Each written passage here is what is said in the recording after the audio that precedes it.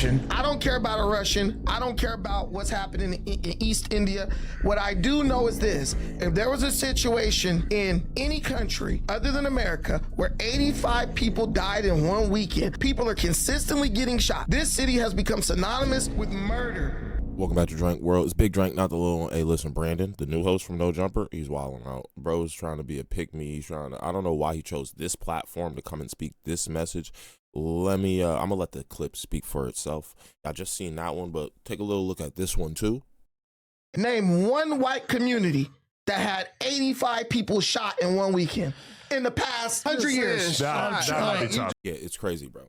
Crazy. He's choosing to take these stances on the No Jumper podcast. What a platform to come and try to be a fucking social activist. I don't know why he chose this as his platform and place to speak. This is the soapbox he chose to stand on, but it is what it is, and we're gonna get into it.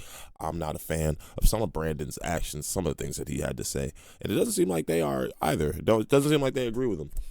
We're going to break down exactly why this moment might actually be the end of Brandon's stay at No Jumper. Let's get into exactly what's going on. You blowing a big weed cloud on him while he's in the middle of his monologue is pretty funny. I'm not going to lie. You piece of shit. If he took off on you, I wouldn't be that surprised. Hey, we talking about a lot of gangster shit, and we didn't have no goddamn gangster representation. Besides Lush. Hey, hold on. Hey, say all that shit about gang members of Comrade. You was just popping. Yeah, Crips are no good. You was just popping all this shit about gang members. Say to Comrade. What do you want me to say? He said that gang members are making all black people look bad. He'll even admit that. He knows it's true. Come on, this is not a conversation. He said the original. Maybe he can't say it. The original definition of Crip, community revolutionary in progress. That shit been gone a long time ago. A lot of motherfuckers fucking up the community, bro. Mostly gang members. Making black people for us, making black people look bad. I think that, to be 100%, I think that every race has a culture destruction. You feel me?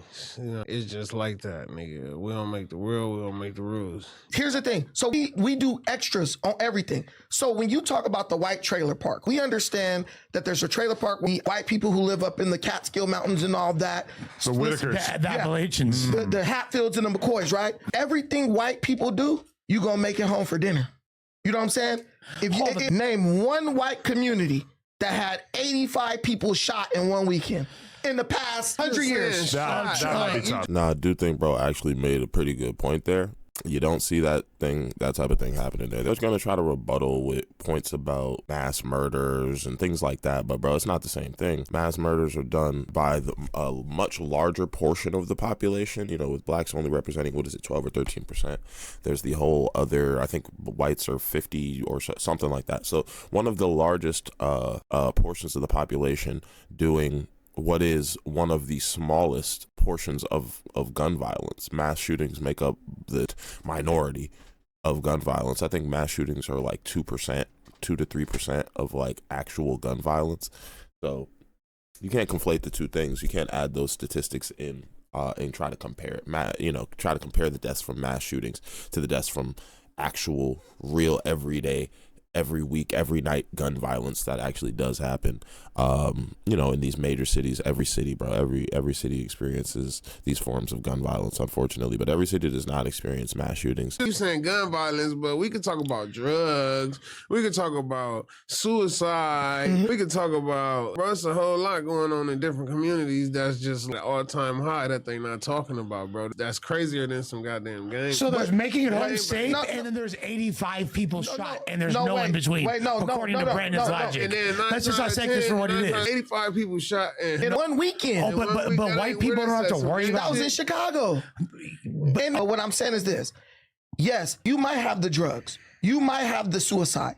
But most of that shit is self-inflicted. Yeah. You're doing that to yourself. Now, there might be a residual impact. Your choice. Right. You're sure about it. The things black people do, they create victims that have nothing to do with what's going on. Hold on. The dude who shot at a guy, missed him, hit a 61-year-old man, and he died. I mean, it is. There's not that many white problems of that sort. When we talk about white gangs, it's like a joke. People laugh at me if I even bring it up because it exists in such a tiny percentage of the United States. Hold on. Gangs. What's the last two words you said? United States. So let's look at countries like Russia. No, we're not going out the country. What do you mean? About this right here. Why all of a sudden? Only in America?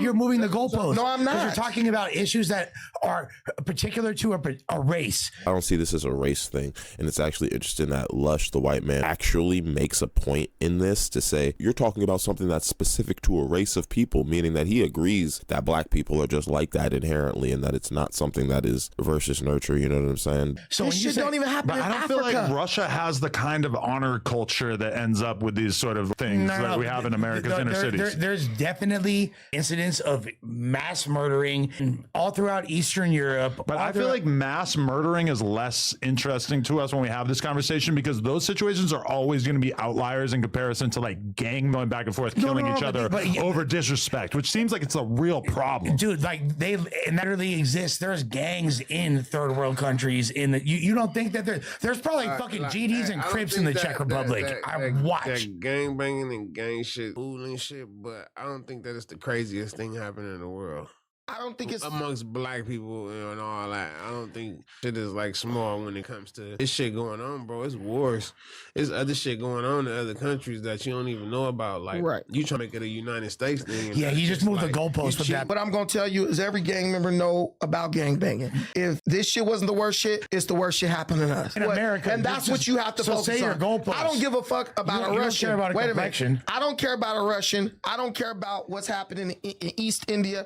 What I do know is this. If there was a situation in any country other than America where 85 people died in one weekend, people are consistently getting shot. This city has become synonymous with murder. Hey, you heard it from Brandon's mouth himself. He thinks gangbanging is a detriment to the black community. Lush thinks that black people inherently are like this. Adam disagrees completely. You know he's not going to want to say anything about gangbanging being any form of negative. He wants black people to keep gangbanging. Don't listen to Adam. And the homie here, who's the Crip homie, he obviously got to be political. He can't sit there and really have too much of an opinion on this. Anyway, but you know who can have an opinion? You guys. Let me know what you think down below. Do you think gangbanging is the biggest detriment to the black community? Obviously, it's a detriment, but do you guys think it is the biggest detriment to the black community? Do you think it's a detriment at all? What do you guys think is the real downfall of the black community right now? What are we doing wrong? How can we fix this shit? If y'all give a fuck. Do you give a fuck? And do you think that they should be talking about this type of shit on No Jumper? I personally think that they should leave topics like this alone. It's way too deep for them. This is out of their depths.